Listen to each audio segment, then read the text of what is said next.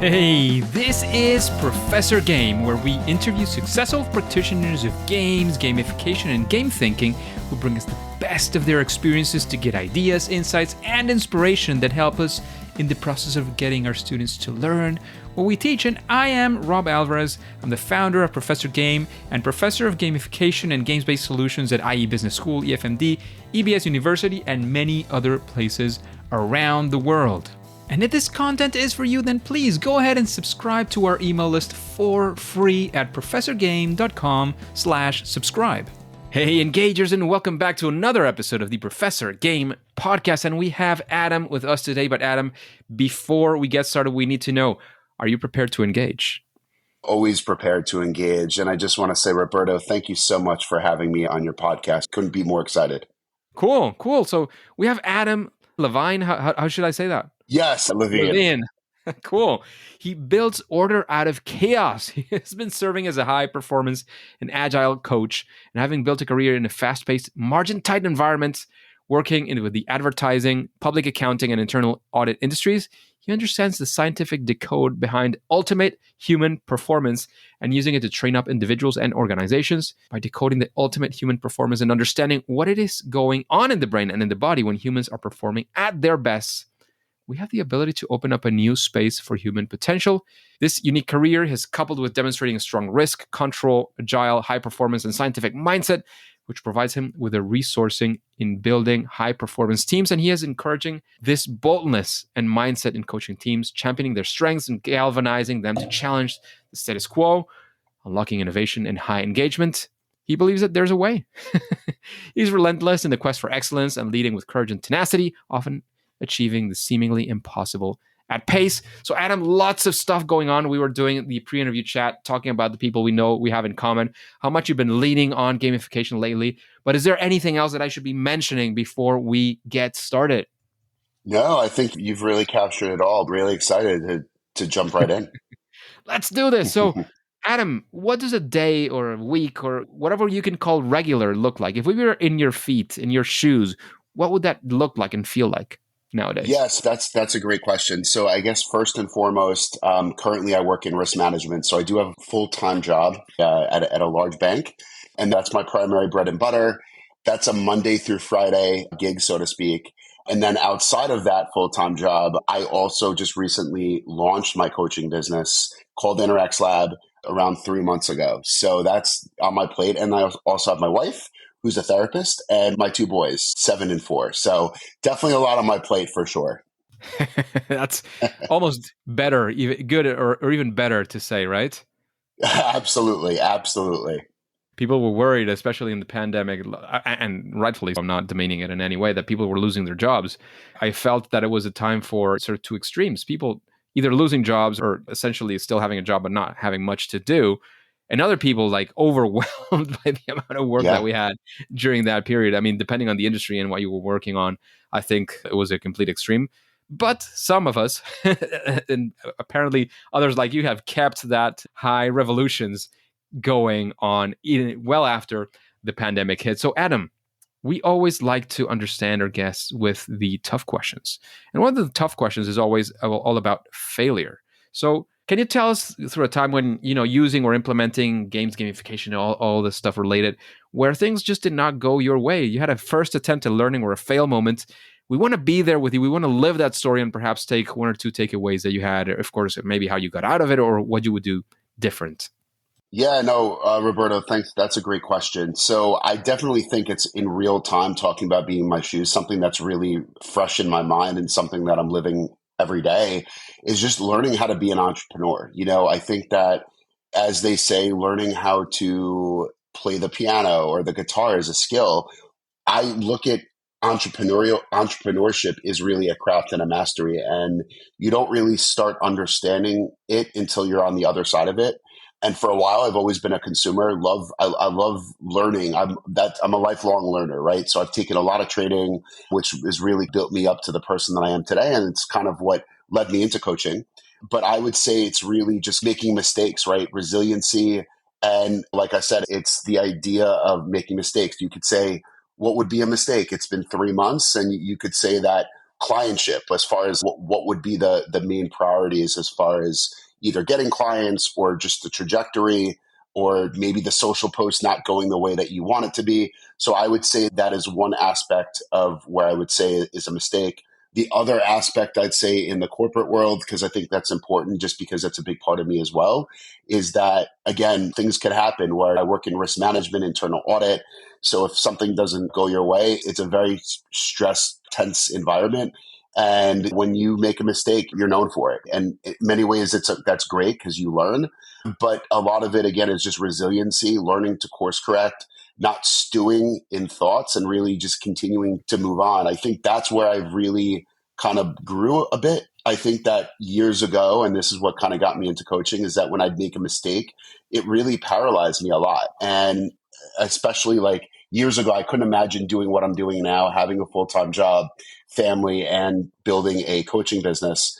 And like I said, it's really just, it's what I've learned is small wins every day. Small wins, no pun intended, wins gamification, but small wins every day, knowing that a mistake is good, because if I look at it, I can tell you in my lifetime, oh man, from college even to I've been in the career industry, the workforce for over 20 years. And I could definitely tell you I've made tons of mistakes, but it's also built me to the person I am today. It's also given me realizations as well. Totally, Adam. And I love sort of the mindset that you're explaining here, but I would like to move you towards an example there of a time when this happened. You don't have to name any specifics or clients Yeah. if that's something you don't want, but we want to live that experience with you. We want to be there and learn from some of those mistakes. Yeah, no, absolutely. I'm trying. This is a good one. This definitely is a really good one. I would say a mistake. I mean, maybe I could use I could, again, I could talk about just, again, as I've been a coach, I think signing on with a vendor, and it was within the marketing space, and it wasn't something that I was happy with. And I invested a bit of money into it. And I think it was something that I regretted at the end of it. And it was like, well, I couldn't get my money back because the work was already done. And I felt like it wasn't even the money per se. It was a lot of my investment in time that was lost that I knew could have gone into something else. So that to me was a mistake, that trusting my gut, and I went into a different direction. It was just it had to do with like social media campaigns and all that stuff. But because I went through that, it also taught me on the other side of it, I've also learned a lot from that as well. Amazing. Thank you for sharing that story. And Adam, how about we actually go for the opposite one? Let's think of a time where actually things did go well for you, where you say, well, we did manage to achieve success. We achieved what we wanted, what we were going for, especially again, if it has something or it is related to gamification or games that were used for a different purpose. Yeah, no, that's a great question. So I definitely think it's definitely the launch of my company. I think that for a while I was paralyzed and I had to have everything perfect before I even started developing an LLC or anything of that nature. So I definitely think a huge win was knowing to be agile. And I took a great training course through someone by the name of Marisa Murgatroyd. She's phenomenal in the business. Definitely recommend anyone who is interested. It's liveyourmessagelive.com.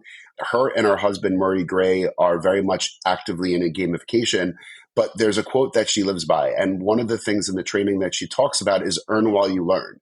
So in my mind, I said to myself, I can't launch until I have my full curriculum up and running and go live. And I'm like, that's not even the case. So I think the course was an opener where I could be building that out in parallel to what I'm doing as far as marketing and just getting my name out there. So I think it's really, again, the success is really just taking a risk, knowing that it's completely against what my normal habit or pattern would be, and really just taking a dive and seeing where I've really come in the last 3 months, which for me personally, I think has just been a big leap. So for me, I think that's really been a huge win, at least recently. Sounds like a very good win for you, and it has interesting stuff from interesting people also. So, Adam, thank you for that. If you were, with the experience you've had, with the things that you've seen, the people you've worked with, if you were going to create something now from scratch, as probably you are at this point, what would the process be? How would you do it? How would you even come about creating an experience using gamification?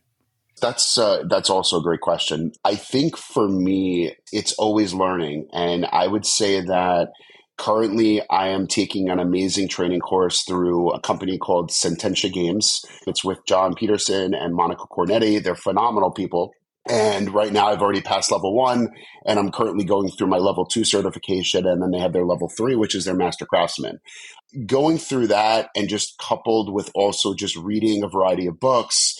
And then also, I recently did take a gamification class through UPenn as well. And basically, what I'm essentially saying is that before getting it, and also, sorry, I just had to add this, also through Yu Kai Chow, who's also great, also learning his stuff from Octalus's Prime. Had to obviously name drop and throw that in, of course. But I would say that the first part really is understanding the game mechanics and understanding what gamification is. So I'd say that to talk about the process, I really think it's just learning about essentially the design and game mechanics. And then what you essentially, or at least for me, is using that intersection with all my other knowledge, right? So my passion is neuroscience, science, and biology. And I've been doing this now for 2.5, 3 years. And hopefully we'll get a little bit, we'll talk a little bit more on the podcast, but it really has to do with this concept of being in the zone or flow state, which essentially was founded by the godfather of flow, which is Mihai Csikszentmihalyi. And there's a lot of very correlations where there's nuances that is spelled out in gamification. That is really my core specialty. So right now, to your point, I'm in this sort of this channel between figuring out, well, how can I combine gamification with my expertise in coaching and really just developing a powerhouse course. And I already have things that I've already designed, and I'm playing with things all the time. So I would say that's really, like I said, it's really the development is really the learning part. And then trying to figure out where is the intersection between what your expertise is and understanding how that can be integrated with gamification. Amazing. Amazing. Thank you so much, because it's especially refreshing to every now and then also have people talking about how these things are being implemented, not necessarily in just in a general broad sense or how they do it for different people, but how you, in your industry, the stuff that you are doing is how it's actually being implemented right in there in that place. So thank you very much for showing us the path in that sense. Of course. So Adam, how about we actually go now for what we like to call a best practice? Not a silver bullet necessarily, but one of those things that you would think, oh, do this, and your gamification project will, instead of suffer from it, will be happy about it. You'll have a better project just by thinking about it this way or implementing these steps or whatever your best practice you would say is. Yeah, that's great. I would first say that my specialty of gamification, and this is similar to what Yukai, again, another great thought leader in the gamification industry. And the whole concept is I call it gamification of life. That's really a big part of my specialty and learning to use that for ultimate mastery. So I would say something that is part of gamification and something that's great for gamification is really just something that I touched upon before, clear steps, right? Making small wins. Don't do anything too big. If you think about it, climbing a mountain, well, if you're climbing the Himalayas, which I've never done, I don't think that would be something particularly on my bucket list. But the term that I use is called acclimatization. And it's the idea that if you go too quickly up the mountain, high altitudes, you're going to get sick and potentially death, right? That's how I look at steps as far as developing something for games, is that what is games is step by step. So part of that, and something that I think is an easy win, so to speak, is really just developing small wins here and there. Nothing has to be solved in a day. I can't speak for everyone, but at least for me, I think a biggest turning point was slowing down and taking it step by step. I think the biggest thing that I found was it's like, I want it now. I want it now. A lot of people do. And I think that's what leaves a lot of people who have that mindset doing nothing. So I think that, like I said, a big practice or something that someone can implement is what I call within agility, the definition of done. What is the end of your day? And knowing that at the end of your day, you really felt good. And I think there's definitely a lot of biochemistry and neurochemistry under that. And if you could do that and really plot that out into a goal, it could really make some major transformation for sure. Amazing. Amazing. Sounds like a very good way of approaching this whole thing. Adam, how about after listening to these questions, knowing the people that you know, the experience that you have, is there perhaps somebody you would say, I would think that this person would make an interesting new guest, future guest for the Professor Game podcast? Any ideas on who that person could potentially be? Yes. So I definitely think that I can name two people, but again, if we're going on the game of rules, I should probably only use one. So if I gave you two, I would lose, right? I'm just kidding. But as far as for the person that I would recommend, I would definitely say is Murray Gray. He's really up and coming in the business. He has a phenomenal learning platform called Experientify, and he's just a plethora of knowledge. He's also very passionate in gamification. Someone that I follow, he has a great newsletter. So I would say that would be a phenomenal guest just to hear him talk and hear his perspective. Very much, he's built a learning platform that has to do with using various types of game mechanics to increase learner engagement.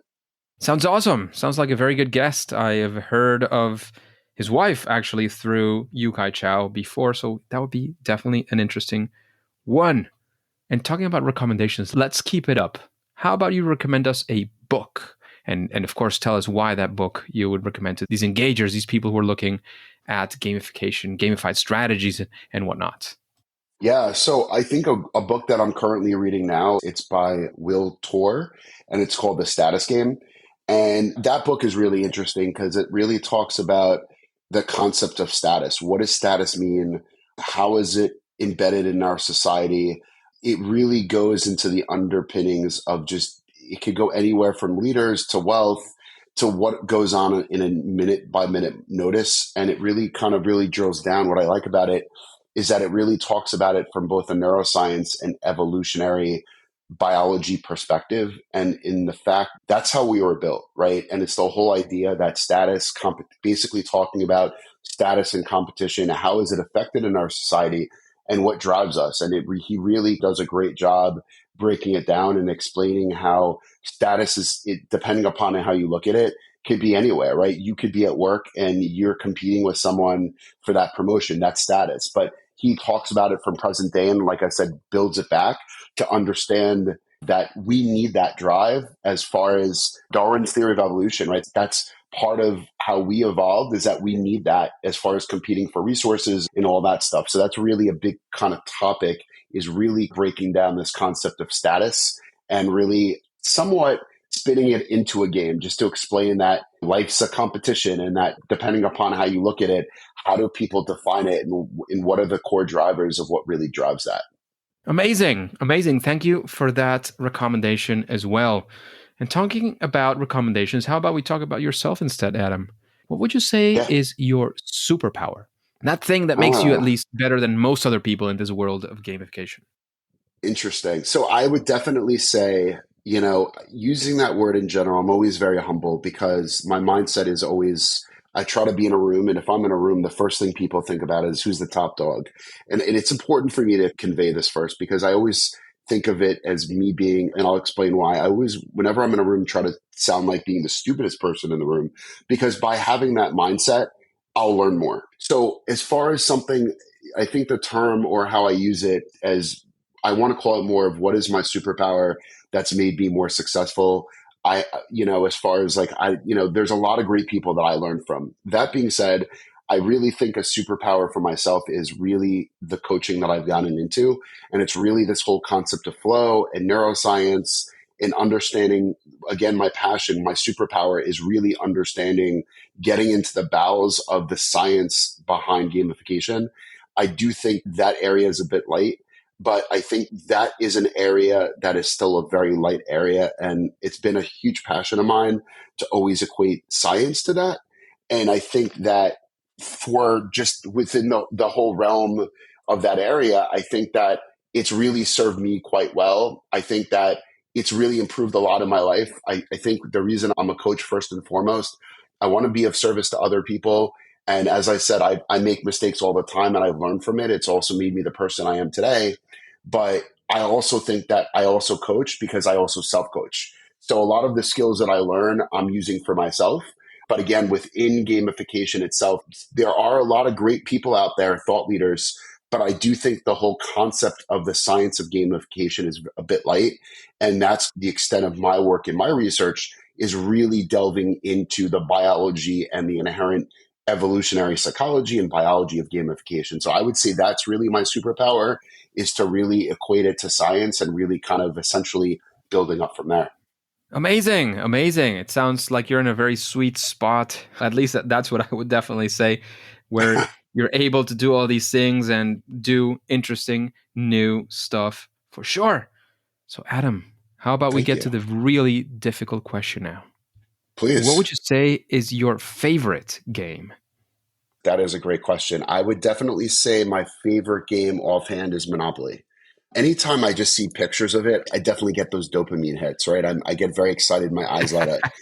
So I think Monopoly is a cool game. I used to play it all the time with my friends in high school. We lived in the city. So in full transparency, we used to game out, so to speak. So when people would like party and do that on weekends, literally me and my friends would bet like $10 to $20 per game. And there was incentive and it was really fun.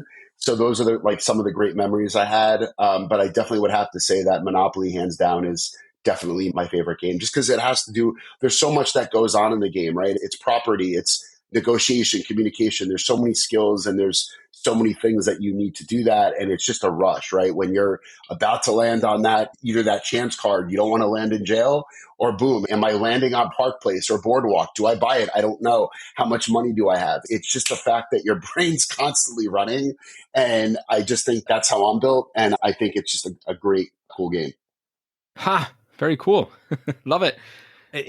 I had to say it's not my favorite game. I've found a way in which I am more attracted to the Monopoly concept, and it's the Monopoly card game. I don't know if you've played it. It's funny. I actually do want to buy that. And please tell me more about that because I've seen it. I've wanted to get it. I even bought Monopoly Junior for my 7-year-old. So him and I play it. He loves talking about wealth and understanding about business and wanting to know how things work. But please indulge me a bit because I don't really know too much about the card game, but it sounds pretty fun. It definitely is. And one of the things that people don't enjoy much, and it's my case, is the length of a regular Monopoly game. It tends to be a bit too long for many of us. And this one is fast paced and you finish soon.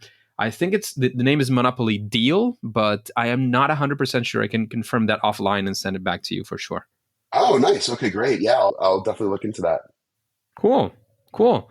It's a very cool card game. Again, it revived my love for Monopoly, at least, which was waning quite a bit. But Totally.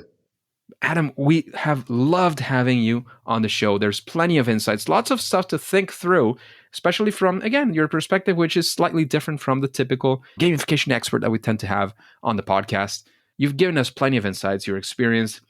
Before we finish, before we wrap up, we would like to, of course, give you the microphone and leave you with anything you want to say, where we can find out more about you. If you have any calls to action, I don't know, whatever it is, your time, you have a couple of minutes to get into that. And then before we finish, we'll say that it's game over. That's great. I love it. Yeah. So I think one of the things too that I just want to add that's really great about gamification is when setting it up, it's something that I call the challenge skills ratio balance. And it's the idea that when creating a game or even a new habit or new task, you want to make sure that if you think about a coordinate grid and there's the X and Y axis, you have one side of the axis that talks about the level of challenge. And then you have the other side of the axis, that the X axis, that talks about the level of skill. And what happens is that if the challenge doesn't equate to the skill, that's why a lot of people give up.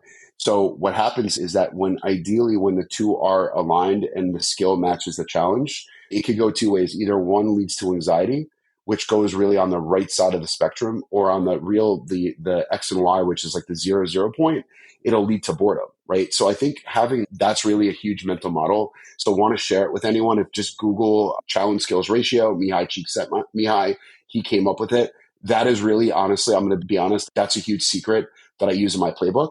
And like I said, to establish mastery, they generally say you want to go stretch 1% higher. And that's what I mean by establishing wins every day. And what happens is when you're really matching that, you're in what we call this flow channel. So the other superpower I say is accessing flow states on demand. And what happens in flow, which you probably know as being in the zone or runner's high, is generally it's an optimal state of consciousness where really you're performing at your best, you're feeling at your best. Sometimes you say to yourself, wow, time is completely elapsed. What happens though is that during that process, that is literally probability is that that's when innovation and creativity on a very biological scale really do mesh together. And I would say that if you could really research that and go into it and understand a bit more, and if you're interested and your viewers are interested, definitely would like to send more info on that. I would tell you right there that from the neurobiology and the neurochemistry there, a lot of genius will happen. So if you're creating a gamification and you're like, where to start with what I said, start with books and then try to stay in that flow channel. Because when you do that, you'll literally wake up one day and you're like, whoa, where's that success? So really challenge skills ratio, stay in the flow channel. Like I said, that's really my big secret to success. I would say that right now I'm just finalizing my website.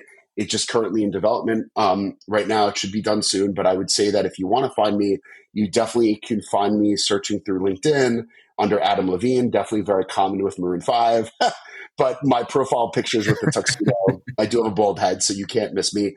But I also, if you want to reach me on Facebook or Instagram, it's www.facebook.com. I think it's /InnerXLab. So literally, if you search InnerXLab, you will definitely find me. I actually just won an award recently that's been featured in the Associated Press on just being a pioneer on science and performance. That's something I was really excited about.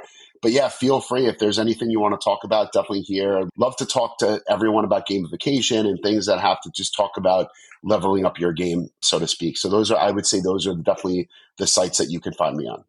Amazing. Thanks again for all those insights, all that cool stuff that you've been sending our way. However, Adam and Engagers, as you know, at least for now and for today, it is time to say that it's game over. Hey, Engagers, thank you for listening to the Professor Game podcast, and I hope you really enjoyed this interview. And by the way, do you have any questions that you would like to ask in future interviews to future guests? If you do, please go to professorgame.com/question and ask your question or questions. You can do this several times. If and when it is selected, it'll come up in a future episode and you will receive your answer by one of our featured guest experts.